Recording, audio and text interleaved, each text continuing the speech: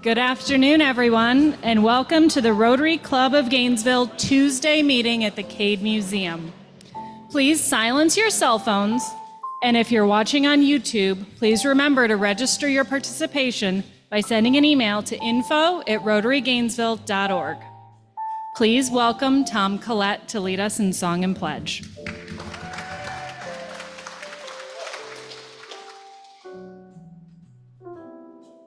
I didn't know what Wes was saying there. Who's ready to sing today? Anybody? Let's sing God Bless America, shall we? 1, 2, 3. God bless America, land that I love. Stand beside her and guide her through the night with the light from above.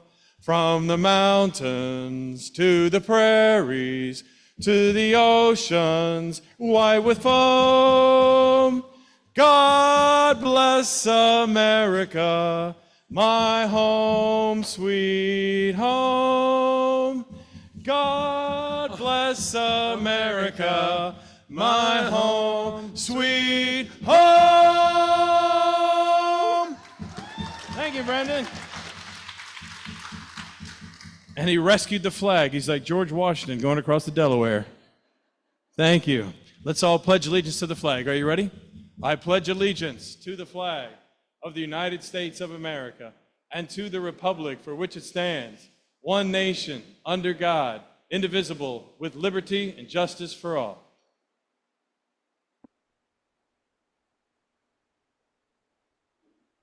Joining us via Zoom for our invocation today is Kevin Thorpe. May we pray.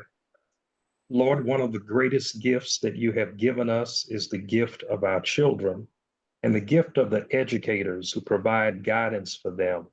Thank you for today's presentation. Allow it to bring us enlightenment. Continue to honor what we say and what we do. It is for your sake and for your glory we pray. Amen.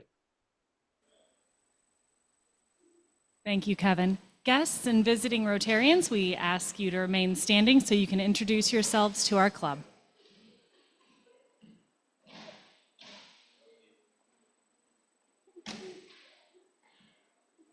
Okay, I got elected to do this too.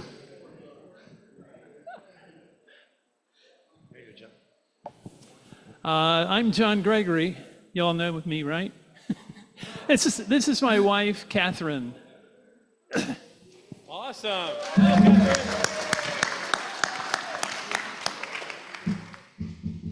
Think that's it. Welcome, Catherine. All right, we have quite a few announcements today. Up first is Miss Deborah Newell.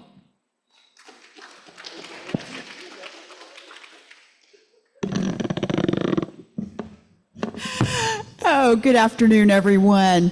And I wanted to just give a brief update about the Rotary Youth Exchange. This is an opportunity for those of you who aren't enmeshed in it, like Guy and I and Ryan and so forth, to get a good flavor of it and be a part of something that is very important. On November 16th, from 9 a.m. to 1 p.m., there is what's called the interviews, and that's going to be held at the main campus of Santa Fe College. And during that time, the students who are hopefuls for being outbound students to go to other countries for the next school year, 25-26, will be going through a series of activities and scenarios and panels and so forth. And you all have the opportunity to be a part of that. You don't have to sign your life away. You just need to sign up for that particular day. And we would love to have you help us. I've passed out some index cards and some bright colored pens. So any of you who would like to help us on that day, just put your name, phone number, and email on it, and we'll collect those after the meeting today. Thank you.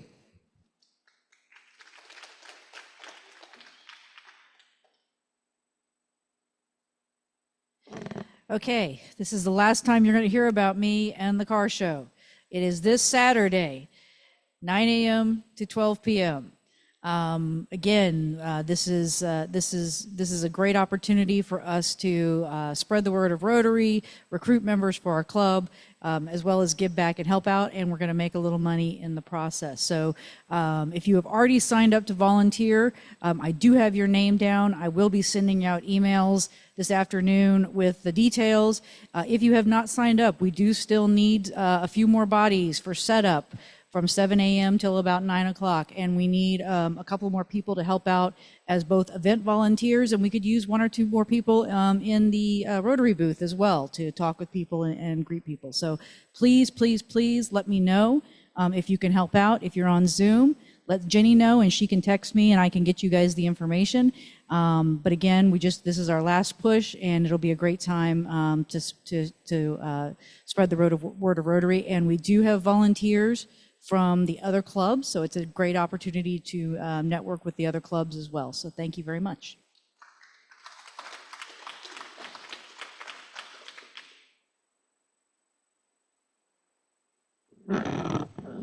Good morning. Good morning. I'm Philip Crutchfield. I'm representing the Ethics and Business Award Committee. We've got a deadline for nominees or nominations for November the 8th.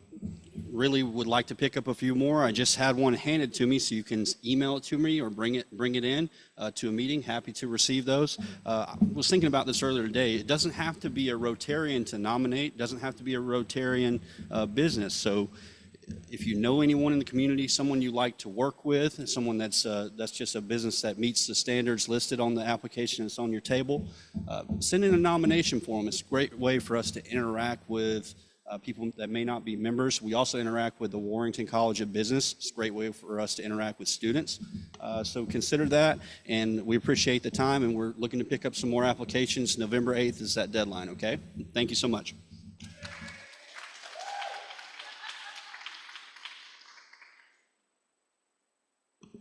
Good afternoon, everyone. I want to announce that this weekend there was a huge garden expo. I see a number of faces that were out there this weekend. And Rotary had a booth representing us, as we will for the car expo this weekend. And so we had Sustainable Cambodia banner and other things related to environmental sustainability. And I think here we have some images from our booth. And with President Ryan and his wife Crystal and baby Caden and Brett Buell from the Gainesville, current president of the Gainesville Club, or Gainesville Downtown, excuse me, and myself. And it was a lot of fun. So many people in the community, engaging together and learning more about Rotary, so I felt really good about that. I want to thank Helen Warren, who helped me set up early in the morning that day, and yes, especially Helen. We also had Brett Buell come and work for several hours, and later in the day, Bill and Carol Zagel came, and they helped me out there, and we had a wonderful time. So looking forward to this weekend too. Please come out and join us, either to volunteer around or be at the table and have a good time. Thank you.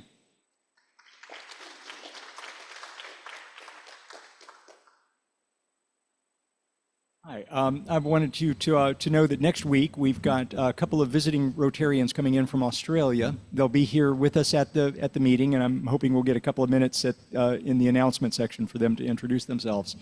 They've been part of Sustainable Cambodia for quite a while. They're here on a Rotary Fellowship Exchange, which is something our club might want to get a little bit more, integrated into. It happens all across Rotary clubs or across the world, where you wind up with an exchange from either one district or one set of clubs to another district and another set of clubs, and you can get to go live in another country for a few days with somebody. So very fun. We'll have them next week, and that will. I think then I'm just into Sustainable Cambodia. Reminder about the auction coming up. And the most important part of this announcement is that Gordon is back with us online again. And there he is. Hey, Gordon. Thank you. Sweet. Everybody feel comfortable about going out to visit Gordon anytime you want. And thank you, Eric, for being out there and setting this up. Thanks, Eric. Okay.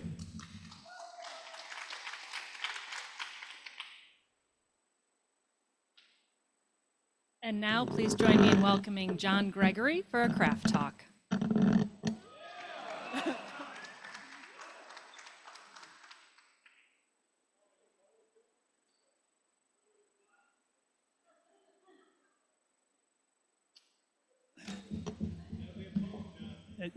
I will, at the end. This is Dr. Gregory's second craft talk. I gave one like 42 years ago when Dan Boyd was president. Remember that? Yeah. Anyway, this is, next slide. Oh, no, I just do this, don't I? No, I don't. Is it turned on? There it is. Okay. I grew up in a town of 33 people. In Shawsville, Maryland is what it was called. This is a picture of my parents' general store. What'd I do?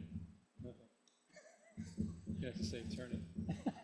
Okay, anyway, this is a town that everybody was on the same street.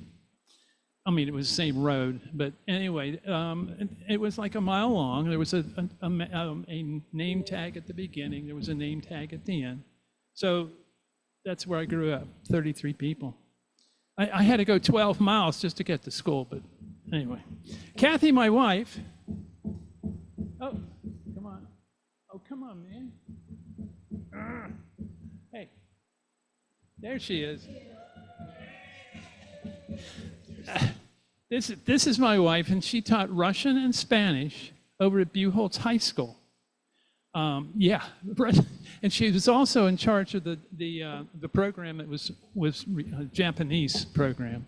Anyway, she became the Teacher of the Year at Buchholz High School after 42 years of teaching.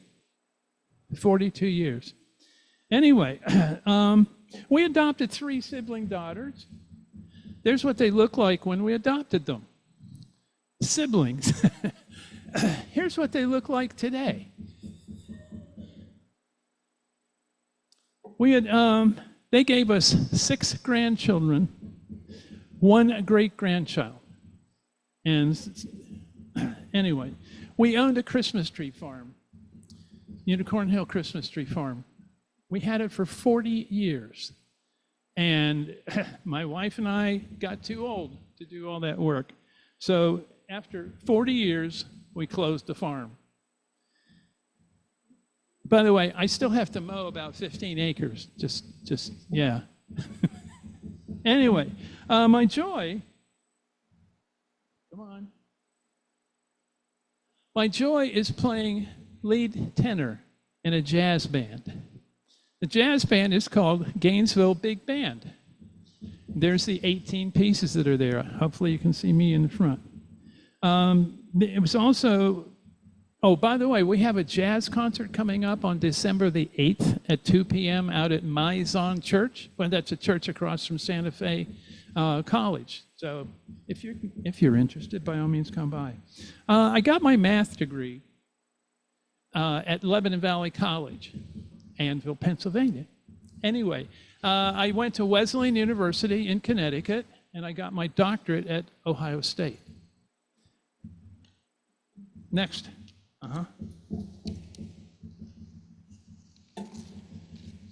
At UF, come on. Hey, what's up? There it is. Okay. Anyway, at UF, in addition to teaching for 35 years, my work included publishing 9 books, over 20 articles, plus 16 national conferences and 5 international conferences in Greece, Pakistan, and India. In my 42 years in this Rotary Club, I was able to achieve Paul Harris Fellow 4 times. And I also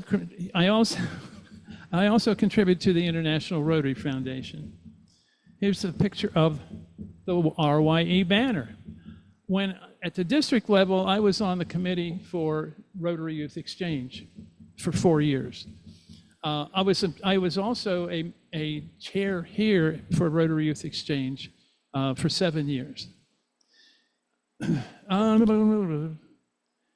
6, here we go. Further, 9 years on the board of directors, 5 years as Sergeant of Arms, chairman of the History Committee.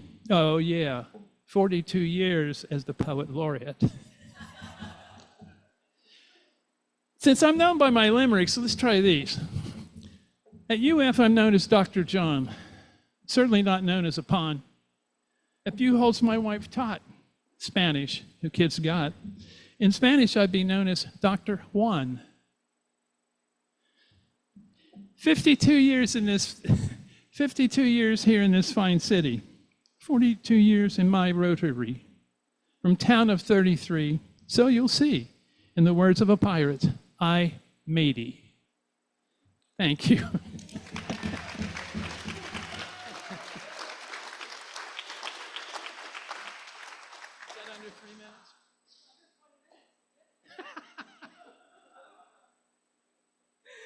Thank you, John.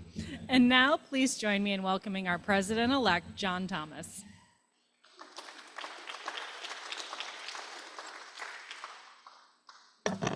Good afternoon, Rotarians. Thanks for coming out today. John, thanks for your second craft talk. I really appreciate that.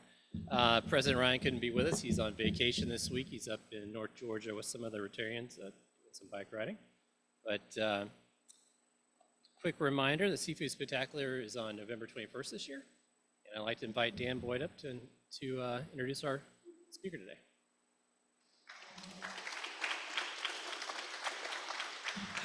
Thank you, John. This is an unexpected pleasure. When I walked in, I ran into Jackie in the parking lot, and I noticed in our bulletin online that she was the speaker today, and there was no way I could possibly miss this meeting. Jackie came to Alachua County Public Schools in 1993 as a result of a new superintendent, Robert W. Hughes. Bob came from Seminole County, and he was a brilliant superintendent, and he made great decisions in hiring. Jackie was one of the first people he brought with him to Alachua County, and she served as our public information officer. At the time, I was at Gainesville High School and learned to appreciate her quality as a top-notch school administrator. When Bob left us, Jackie continued in the system, and when I was able to come back to the district as superintendent, Jackie, for a brief period of time, had gone back to Orange County, and Wesley was on the board at the time, and I think he might have been the big stimulus in talking Jackie into a wonderful opportunity to come back to Alachua County. Thank you for that, Wesley. Jackie was one of my absolute strongest and most competent lieutenants. I trusted her implicitly for her judgment, for her ability to put programs together and to implement them. That's why she's here today. She's here to talk about a school board initiative that began in 2008. It's called the 1 Mill Initiative. And it's an initiative that we felt during my time and with our school board that there were certain programs due to cutbacks from the state of Florida that we were going to lose if we didn't have additional money to do this. So what we did is went before the public, asked them to approve it, which they did. They've done it since 2008. Every 4 years, we come to the public and ask them to continue this initiative. And that's the reason Jackie's here today. She's going to tell you about the 1 Mill Initiative, so please join me in welcoming the wonderful, the beautiful Jackie Johnson.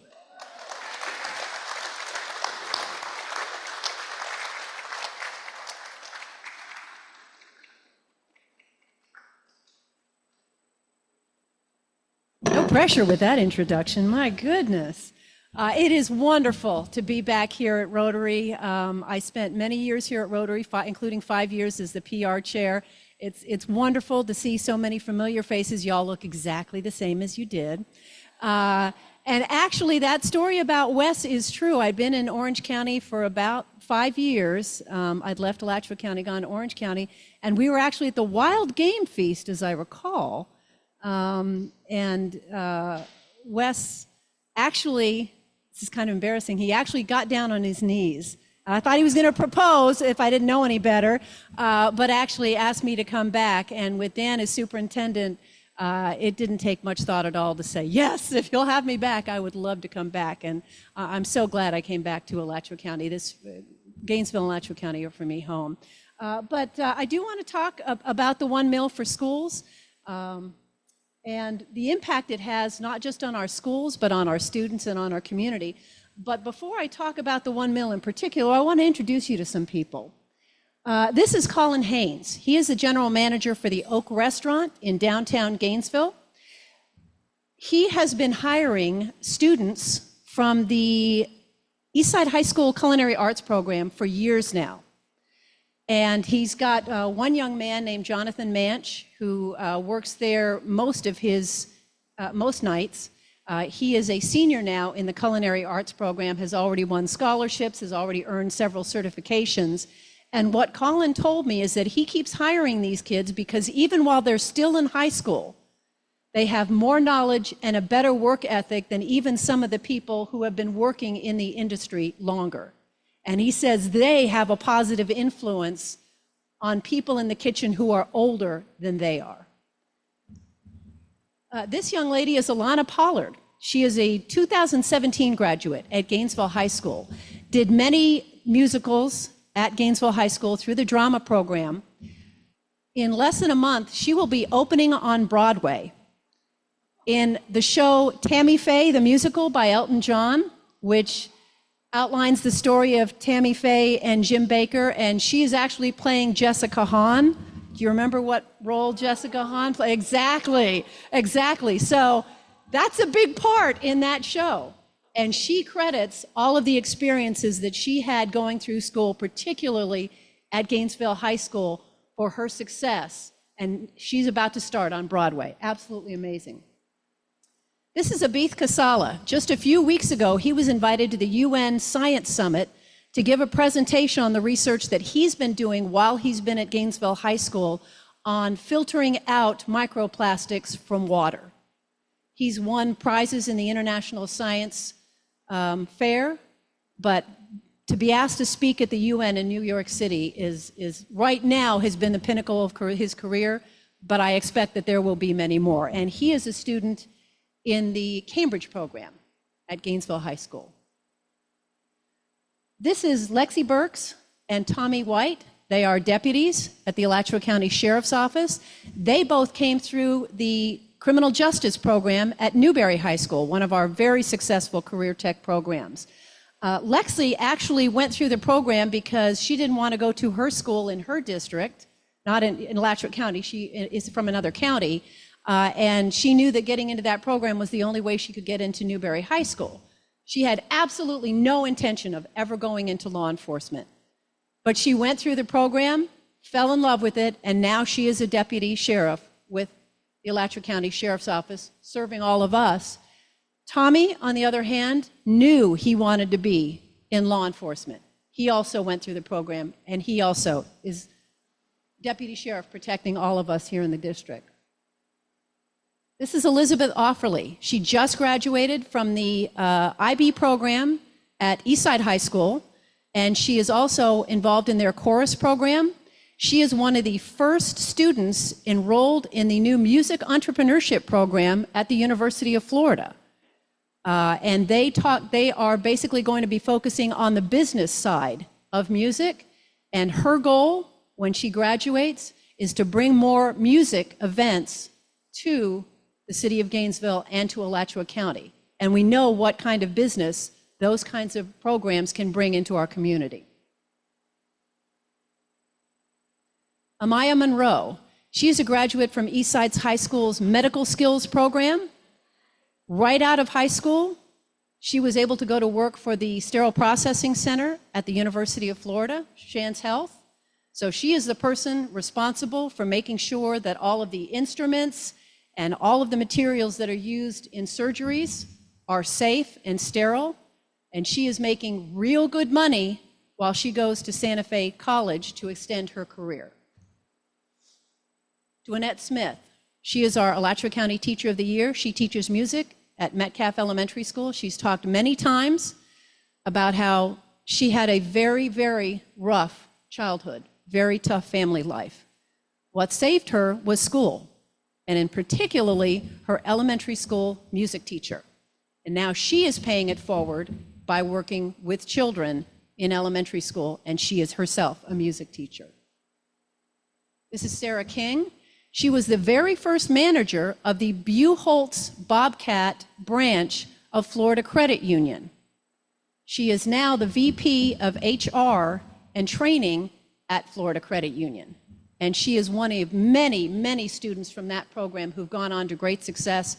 A couple of months ago, I interviewed a young lady from that program who's now working as a VP at Goldman Sachs in New York City, which is ironic because when she was a senior in the program, she went on a field trip with a bunch of other Buchholz kids to Goldman Sachs. And at the time thought, wouldn't it be cool if one day I ended up working here? And that's exactly what she's doing now. I don't know how many of you, if you can see this picture clearly enough, how many of you recognize this young man? Yes, sir. That is Anthony Richardson. A lot of people don't realize he played football before Eastside High School, but he did not attend Eastside High School. He attended the Professional Academies Magnet at Lofton High School and went through the Fire and Emergency Services program. So a lot of you are thinking, come on, he was never going to be a fireman or an EMT, which a lot of the graduates from that program, that's exactly what they are doing now. They are serving our community in those roles.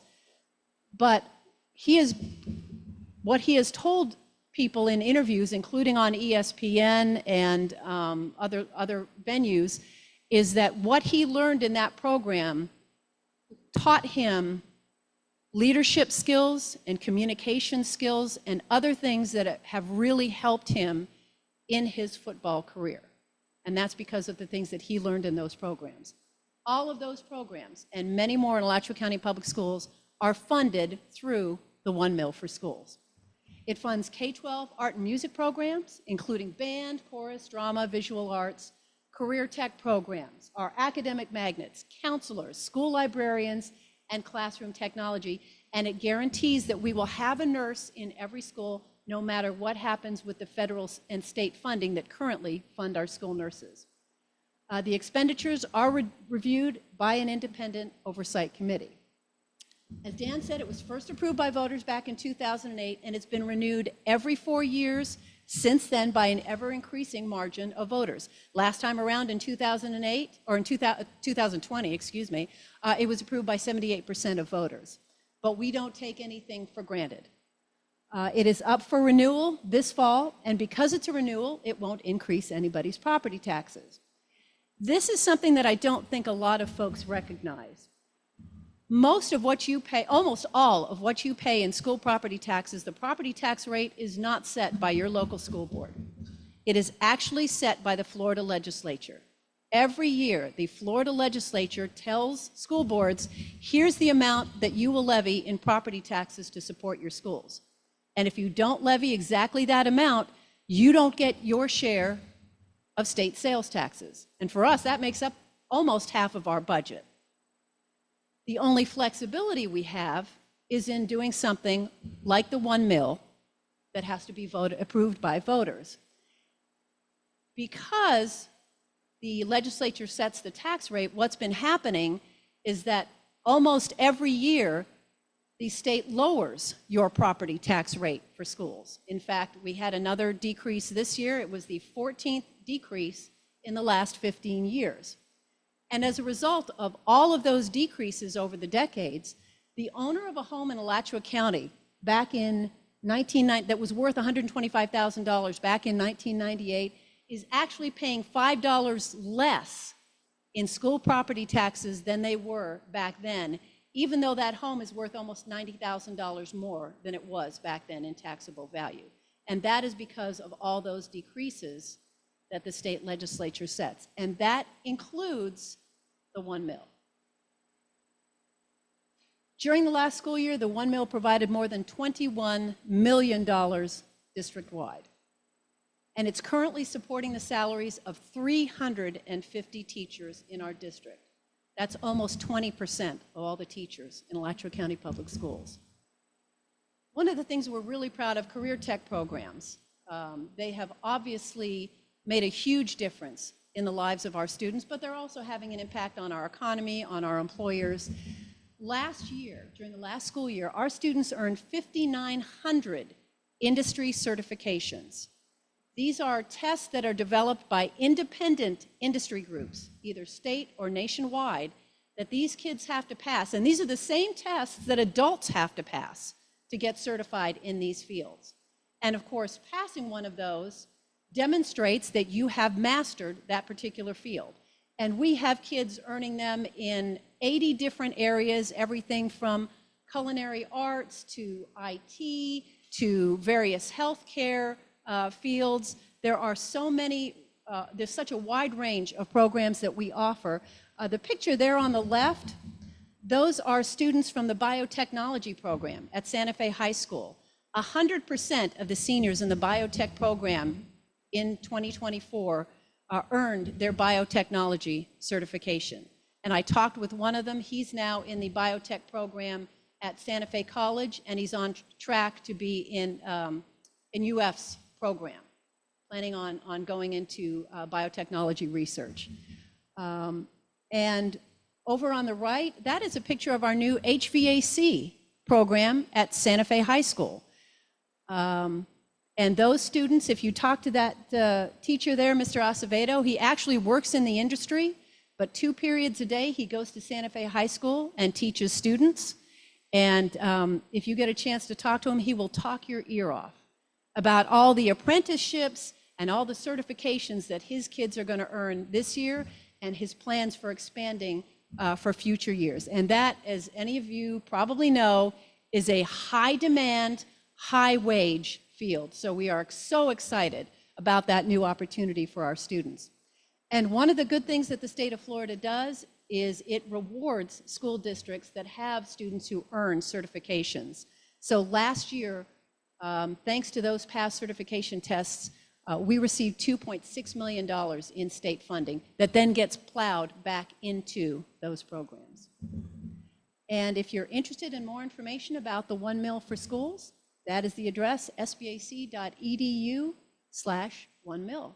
And at this time, if anybody has any questions at all, I'd be happy to answer.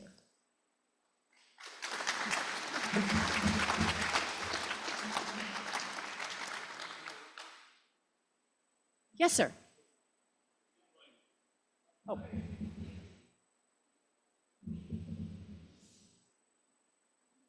Hold your horses, Jeff. Thank you, Jackie. This is not about the 1 Mil. Oh, okay. I've been interested in year-round schooling. And, Yes. and I think it's pretty obvious that the summer lag is a real thing and Yes. that we, as a state, need to do something about it as a county, as a district. What's going on with year-round schooling? Is that something that can happen? It actually already has been in a very limited way. Keep in mind, there is a state law that tells us we cannot start school before a certain date. So school districts, public school districts, did not have the option of being year-round until last year. The state of Florida did open up a new program where they gave school districts the opportunity to apply for permission to start school earlier and have a year-round calendar. Not many school districts chose to do that, but we were one of them. And so we have implemented, we now have a year-round calendar at Rawlings Elementary School. Those kids started in mid-July. It was a little tricky with parents because now what you have is you have the same number of days, but you have these what are called intersessions, longer breaks scheduled throughout the year. But what that means is you've got consistent instruction all the way through the school year, and not just instruction, but all those other services that help kids thrive and help them learn. And so those continue throughout the school year. You don't have that 2.5 month summer slide that we know affects students, particularly disadvantaged students. So we have that now at Rawlings Elementary School. We've got to report back to the state on what the results of that are. PK Young had also applied and was planning on doing it. Then they decided to back off. So whether or not they decide to do it next year, we don't know. I believe Marion County, they applied, and I think they may have one school, and there was another district, I think it was Brevard, that went ahead and did it too. So there are just there's a very small handful of schools that are doing it, but when we had the opportunity, we jumped at the chance, and our superintendent made it happen. We didn't have a whole lot of time to put it in place because by the time the state passed the legislation and then we got the guidance from the state on how to implement it, there wasn't a lot of time to get it set up, but it is rolling now at Rawlings Elementary. Jackie, thank you for your presentation and all this work that you guys have been doing. My wife is Dr. Kathy Funke. She's a school psychologist. You may know her. But I know you have lots of people in that profession at the school district. And I just wanted to give just a shout out to the not only the gifted programs that people can test into, but also the accommodations that the school district does. And perhaps a little brief you could tell us about how that is funded. Which combinations, what? Various accommodations for people who have disabilities of various kinds, especially learning disabilities and such like that. Yeah, absolutely, absolutely. Most funding for special needs students comes from two sources. That is our local operating budget and also from the federal government. There is a program called IDEA that provides funding for special needs students. And we are required by federal law to provide services for special needs services in what's called the least restrictive environment. So as much as possible, you try to get special needs students into kind of the mainstream. That's not always possible. So we do also have programs for students who have more profound and more acute needs. And that can include everything from a nurse who is with them all times to an American Sign Language translator. One of our students who actually went through the Future Teachers Career Tech program at Gainesville High School is actually working as a sign language translator with a special needs pre-K program at Norton Elementary School while she pursues her teaching degree. And so that's another example of how our career tech programs could help. But and kudos to your wife. Being a school psychologist, it is not an easy gig, and we do have them, but we can always use more. But we have a wide range of services for special needs students. And because of the location, because University of Florida, and really because Shands Health is located here, we do tend to have a higher percentage of special needs kids than other districts, just because they are drawn to the services that are provided at UF Health. So, we are very proud of the programs that we offer for our special needs students. Thank you, Jackie, for that very interesting outline of where the money all goes to. Assuming that there is stability in the system, what new initiatives would you like to see if you could sort of have your crystal ball and see where we would be in 10 years' time? That's a tough one. Nobody's ever asked me that because I've never worked in a school. My job has always been communications. I came from local media, but I'm in schools all the time. And I don't know that there's any one answer to that, because what I found is that kids are turned on by different things. And sometimes they don't even know what they're turned on by until they get into the program. We would love to have the ability, and Dan I think will back us up. We used to have a 7-period day in our high schools. The state used to fund that, where kids had more opportunities to explore different areas, different electives, whether they were career tech or whether they were the arts. And we lost the funding for that, and almost every school district in Florida had to eliminate that 7-period day. And the problem is the state is very prescriptive about what kids have to, what courses and credits they have to earn in order to graduate from high school. And it doesn't leave a lot of wiggle room for exploration. We used to have exploratory wheels in middle school where kids could do the same thing. Now there are so many rules and requirements about what kids have to have when they're in middle school and what they have to have in high school. They just don't have the same opportunity to explore and figure out what interests them. So if I had a magic wand, it would be that we had the resources and enough people, because it's one thing to have the money, but you also have to have specialized teachers like Mr. Acevedo, who has worked in the HVAC field. So we could have the money, but if we don't have somebody who's willing to teach that, it doesn't do any good. So if we had the resources and the personnel to be able to allow students to have more time in school, but to use that time so that they could explore a wider range of interests, because that engagement is absolutely critical. I remember when I attended orientation for my daughter when she was about to go into Gainesville High School, and the thing that the principal said at the time is, make sure your kid gets involved in something other than their 6 classes. And that for us was a godsend, because for my daughter it was chorus. She's not singing now, she's a nurse now, but that kept her engaged in school. So that would be my wish, is that we had a way to allow kids to do more exploring of the things that interest them. Great program, Jackie. I just want to thank you for being here. My wife has been in the school system for a long, long time in the deaf and hard of hearing special ed area as an itinerant teacher. And she's, been kind of pulled back from retirement several times just because there's shortages of Yeah, we've been teachers. doing that a lot lately. I'm sure. There was recent things in the news about school superintendent change up, and I just wondered if you have any comments, or maybe you would consider jumping in for the job. Yeah, totally not qualified. That is not false modesty, totally not qualified in any way, shape, or form. But the other thing I would say is that is a tough, tough gig, especially nowadays. You have to know about a whole bunch of things, not just the curriculum, but you have to know about financing and HR, and you have to keep up with the ever-changing laws, because that happens all the time. You've got to have the right temperament, and you've got to have a really thick, thick skin. So no.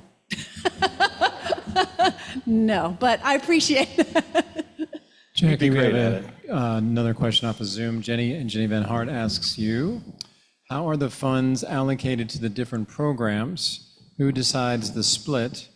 And if the 1 mil is not renewed, what will happen to these programs? Contingency plans? I honestly don't know what would happen to those programs if we lose that funding. That's $23 million a year, and we are already facing financial issues. We've had a drop in the number of students. It started in COVID, and it's continued, especially with the expansion of vouchers in Florida to include just about anybody. And that pulls money away from local schools, local public schools, without really saving us any dollars.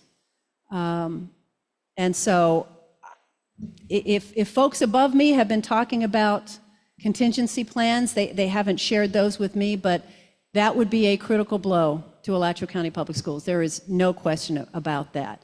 As far as the programs, all of our school counselors, all of our media specialists, all of our art and music programs, and you have them at every single school, elementary through K, they are all funded entirely through the 1 mil. So every school that has those programs gets funded. We have career tech programs at all of our high schools and at most of our middle schools. So they all get a share of that funding.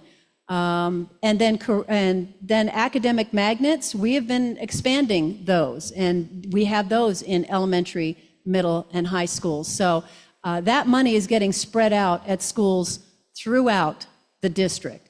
There is not a set formula that said every school gets such and such amount. It's not based on how many students there are at the school, for example.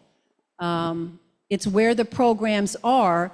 But again, we do work to try to expand programs beyond one school. I mean, yes, we have the culinary program at Eastside High School, but we also have one at Newberry High School. It's not a magnet program, but we do have a culinary program there. And we do have it at some other culinary programs at other high schools throughout the district. And we are very careful We may have a teacher who's teaching culinary arts a couple of periods, and then they're teaching language arts a couple of periods. We only fund their salary for as long as they're teaching culinary arts. We get that specific.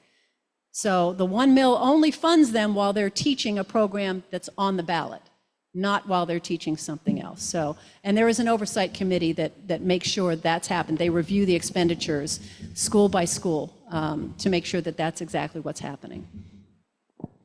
Thank you very much for everything you do for schools. I have 3 boys in 3 different schools. One's at Newberry in the program, the criminal justice program. He takes it very seriously.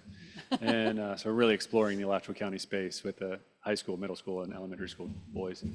But I was wondering if you could talk about, maybe not, this isn't about the 1 mil, but about technology in schools, specifically like the Jonathan Haidt's book about the anxious generation, and LA County schools going to like no cell phones basically for schools, if there has been discussion of that in Alachua County. Not that I'm aware of. Okay, this is not Jackie's school board district or school district. This is Jackie as a parent and right now a grandparent of a 13-year-old who spends way too much time on his phone. I would, yes. Just me personally, mom and grandma, I would love it if we did what I've seen some other school districts do, where they block the phones. There's some sort of technology that allows you to block them, where they put them in pockets when you come into school so you don't even have it in between periods. We've tried to kind of chip away at kids having or how they use cell phones. There has been enormous pushback from parents. They are terrified that there will be a school shooting and that they won't be able to reach that. That is really what it boils down to, is a safety issue. If there's some emergency on campus and their kid can't reach them immediately. And I just, yes, it's a different day and age, but I remember we managed before we had that. So that might be another magic wand moment, is if we could do that and get kids off their phones, and because just asking them to put in their backpacks doesn't really always work. But technology, by the end of this month, we should be 1-to-1 in every one of our schools. And that's something that the 1 mil has helped funding, is that every kid, and we've already got some schools that were there already, but which means that every child for their own personal use has either an iPad or a laptop at every single school that they use while they're at school. At the high school level, the kids can take them home. And at some middle schools as well, they can take them home. At the elementary school, it's primarily iPads in the earlier grades and laptops, and they don't come back and forth because they're worried about damage or loss or theft or whatever. But we are now at the stage where where every child will have their own device to use while they're at school, because, and what teachers have told me is that it gets the kids engaged, and kids got to know how to use it.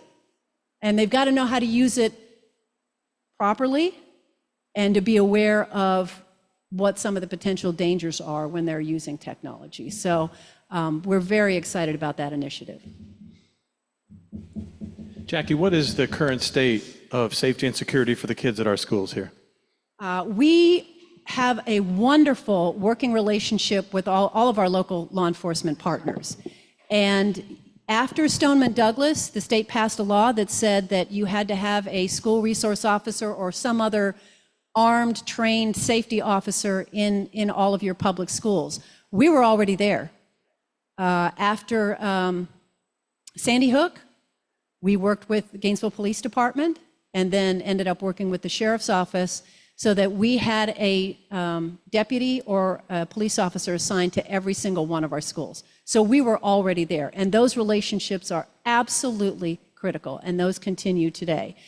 We have been doing a huge amount of facilities work. I don't know if any of you have been by Buchholz or GHS or Eastside or all the elementary schools in your area. Chances are you will see that most of those schools, their entrances are now blocked off. They didn't used to be, because the vast majority of our schools were built before anybody had to worry about mass shooters, people coming on campus. So we have hardened our facilities to enormous extent, and that work is continuing. We have cameras, we have crisis plans, locked doors inside and out. And we, just like every other school district in the state of Florida, there were some regulation changes this year. So we've all been ordering new fencing, new gates, safety equipment from exactly the same vendors and trying to get them installed by exactly the same vendors. So that work is continuing. So yeah, there is a lot of work that's happening. And unfortunately, we aren't getting anywhere near from the state of Florida what is needed to do that work. We're not getting anywhere near the amount of funding that it takes just to have the required school resource officer in all of our schools. So a lot of the funding for that is actually coming from our general fund. But you know, as a parent of a 13-year-old, grandparent, yeah, right. As a grandparent of a 13-year-old at Westwood Middle School, I do appreciate that. And that brings up, as we renovate existing schools, and that is a key element in how you design them. They're more inward facing now. That's just the new reality in this day and age. Any other questions? Thank you.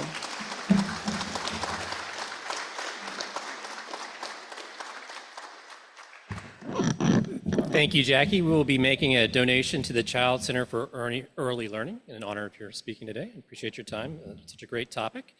Just a reminder, next week our speaker will be Xavier White from the Early Learning Center Coalition. The quote of the day is, "Children are like wet cement. Whatever falls on them makes an impression."